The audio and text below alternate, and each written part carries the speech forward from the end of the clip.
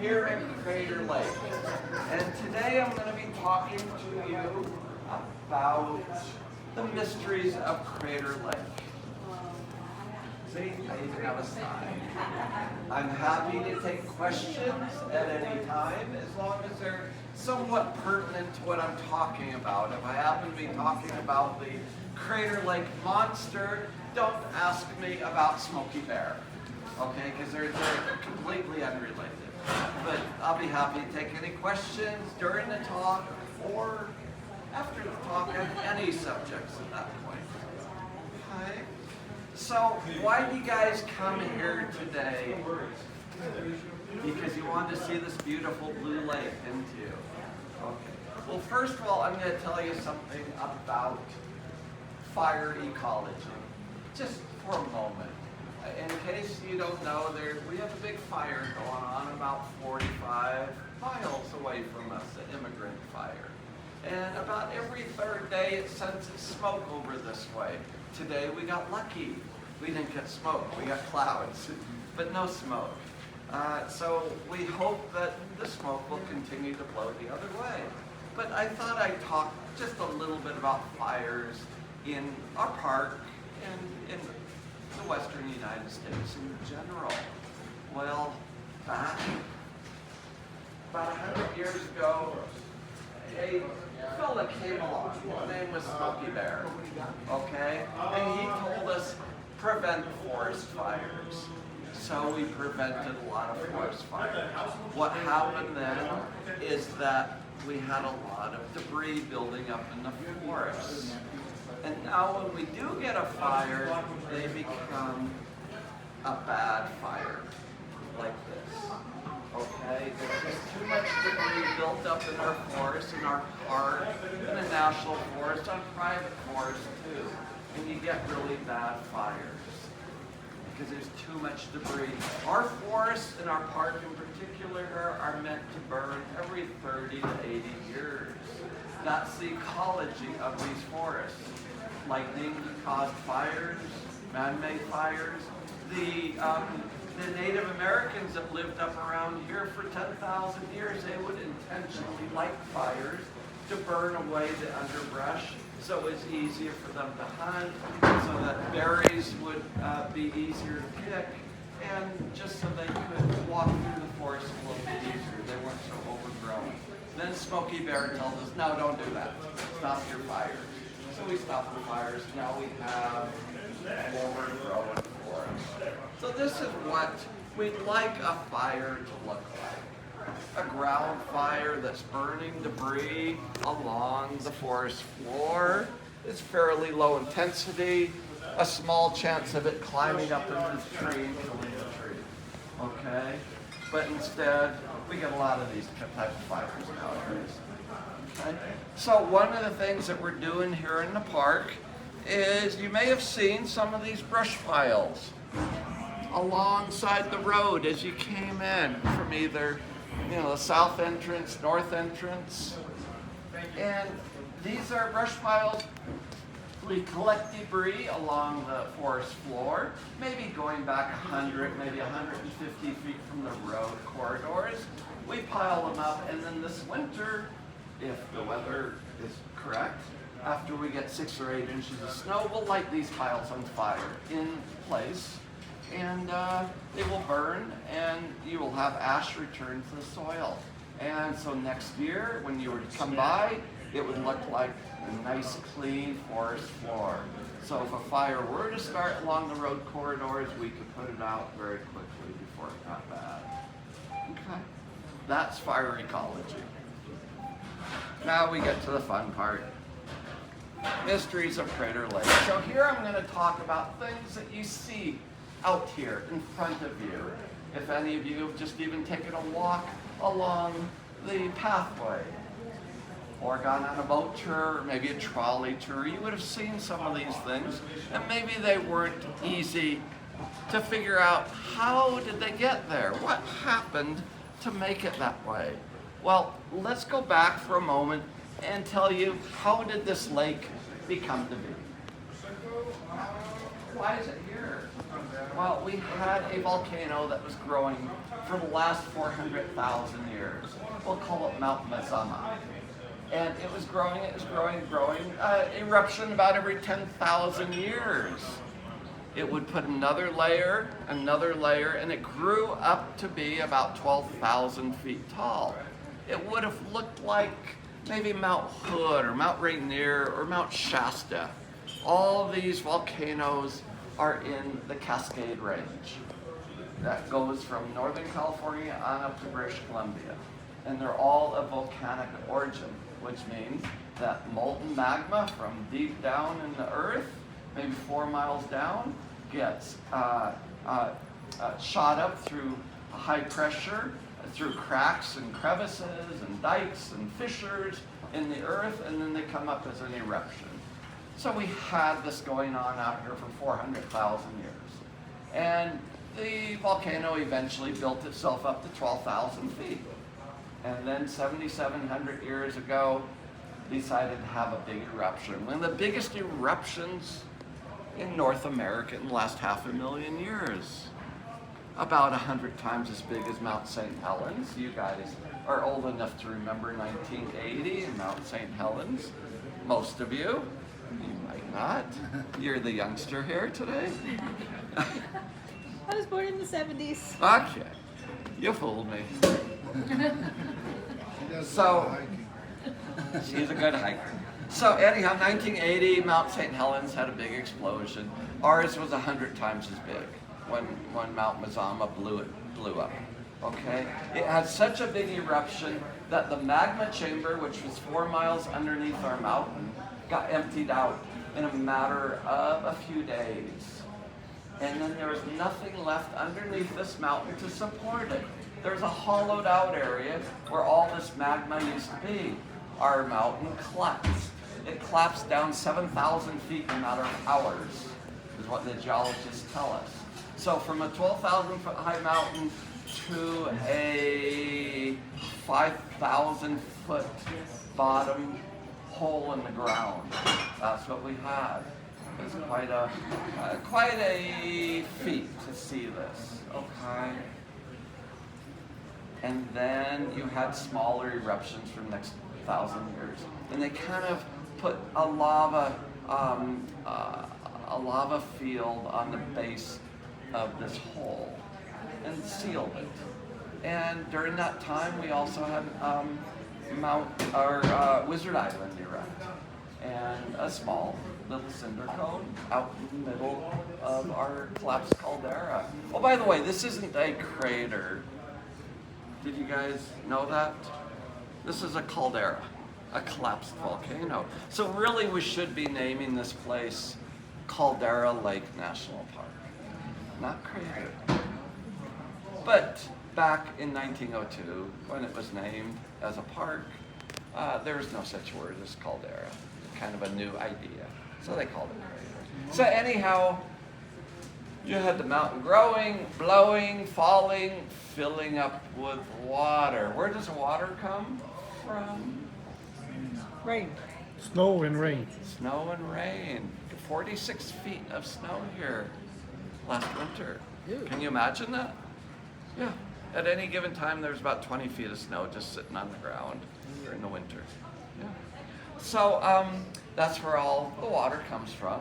So the lake water comes from snow and rain that fall directly on the lake surface, and the rain and snow that fall on the caldera walls. So that water is very pure. It doesn't come in as a river or a stream, nothing to bring sediments into the lake, nothing to bring pollution.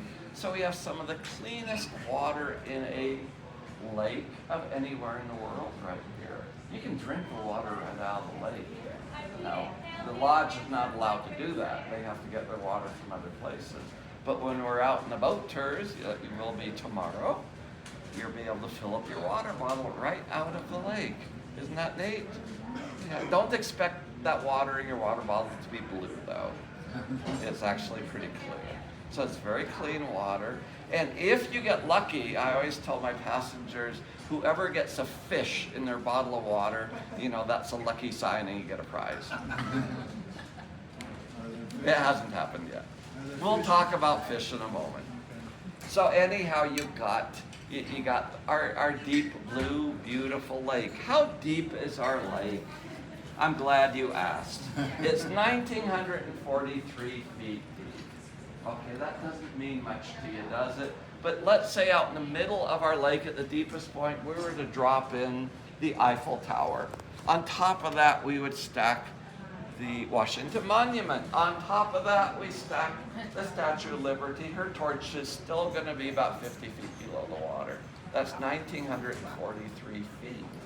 So that brings up the question, why is the water blue? Okay, the depth of our lake, very deep lake. The clarity of our water, because no streams or rivers come in. Very clean, very pure water. In fact, on the boat trips, I venture to ask people, you can drop your cell phone in the water right here, and you can see it as it swirls down 100 feet. Our water is so clear. Don't take them up on that. Anyhow, so you got the clarity of the water, you got the depth of our lake. You need one more thing to make this blue water. Anybody want to venture to guess? Sky. Well, the sky, but the sun. The sun is actually a thing. If you notice today, early on, the lake was kind of gray color because we didn't have the bright sun coming down. Now it's a nice dark blue. So you got the sun hitting the water, the red, the yellow, and the orange wavelengths from the sun. They get absorbed into the first 40 feet of water, and they become heat. We have our crater lake hot tub, about 60 degrees at the surface. Yeah, pretty warm. But below that, it's 39 degrees, where those red, yellow, and orange wavelengths can't get down to it. But the blue wavelengths, they hit the water, and they're bouncing around in the water, trying to find the bottom of the lake. But because our lake is so deep, those blue wavelengths eventually get reflected back to us, and that's what we see as our deep blue water. So the bright sun, the clarity of our water, and the depth of our lake make it this nice blue color. Many of you ask, There's an island that's submerged in the lake. Yes. Can you see that? Since the lake's so clear, can you see that? no, not really.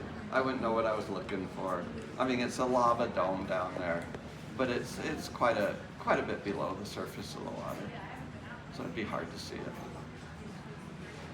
Okay, let's talk about the fun things here. Anybody know who this character is? You will tomorrow. Who is it? The old man. Yes, the old man of the lake. So this guy's been floating around in the lake, we know, for at least 125 years. First documented. Now, 125 years ago, he looked much the same. So, I mean, guess he's been out there even longer than that. But he's a hemlock log that probably fell off the caldera walls maybe 150 years ago or so, landed in the lake. He sits about 4.5 feet above water level, about 24 feet below water level. He sits straight up and down like that. Pretty unique, isn't it? It's magical. A mystery of Crater Lake. How does he do this? How does he resist decay for all these years?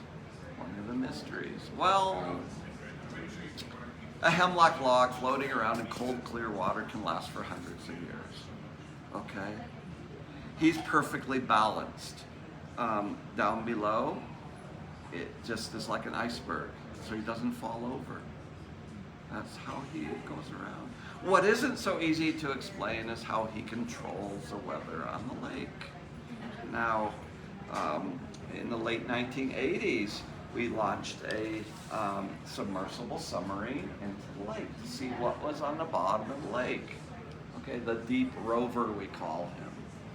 Okay, well, the scientists, and keep in mind the connotation, they're scientists. I am an interpretive ranger, not really a scientist.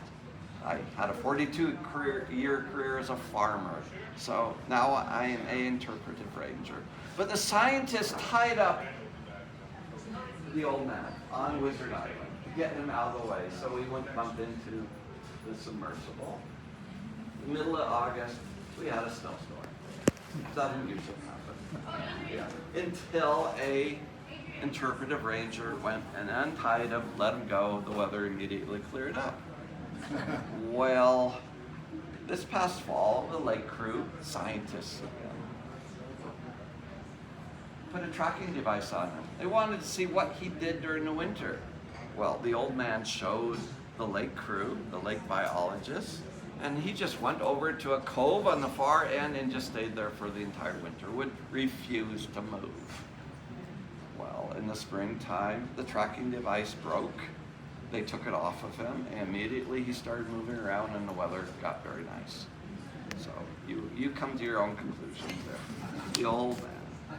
Speaking of the deep rover, he went down there in the late 1980s. They wanted to see what was on the bottom of the lake.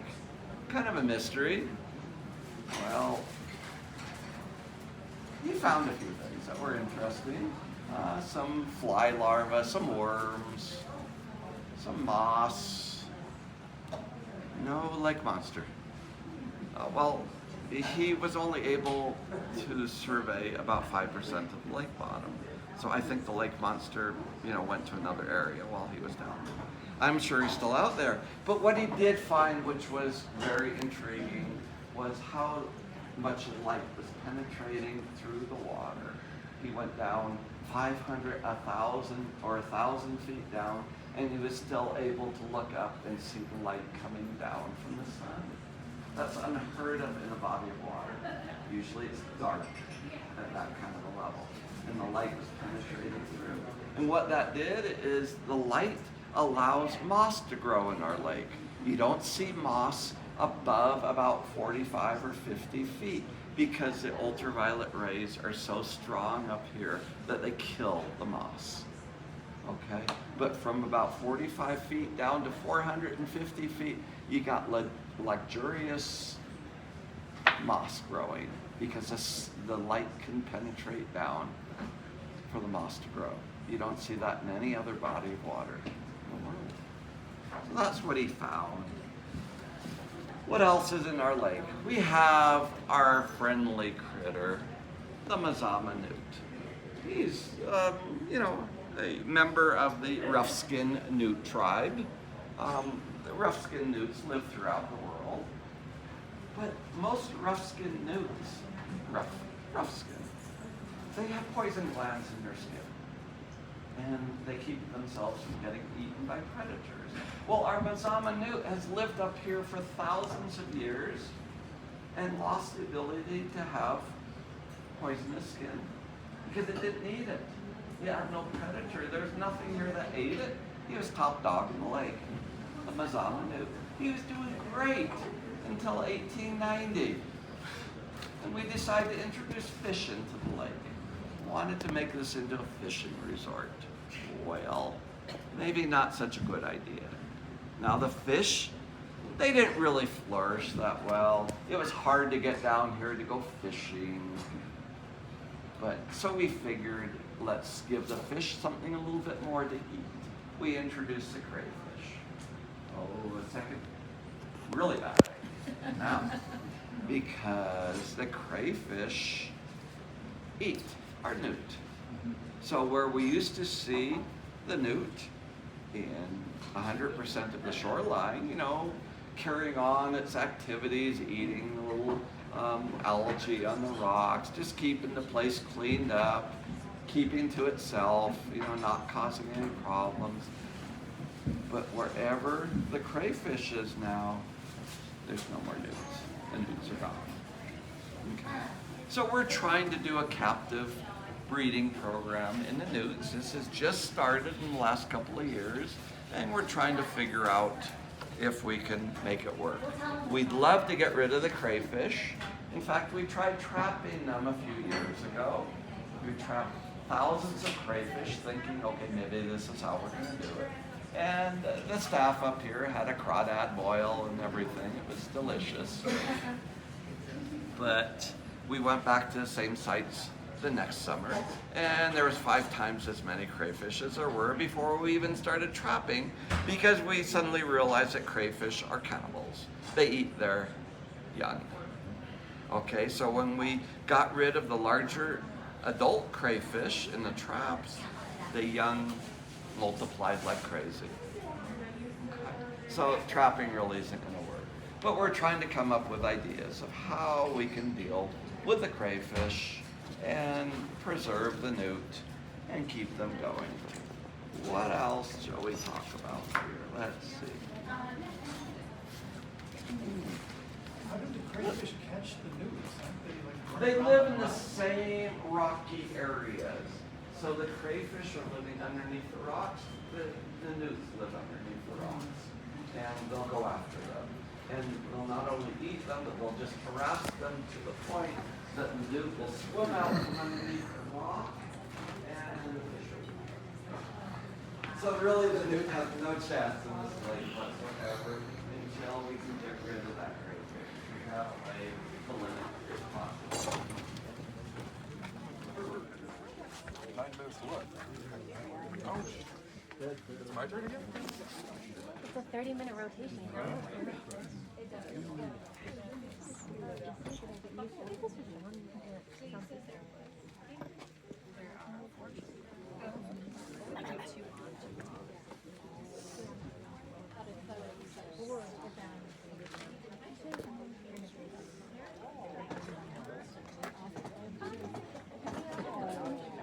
Coming in?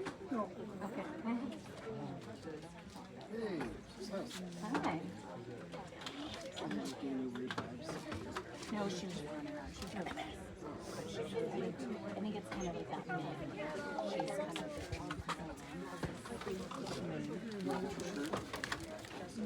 Oh no.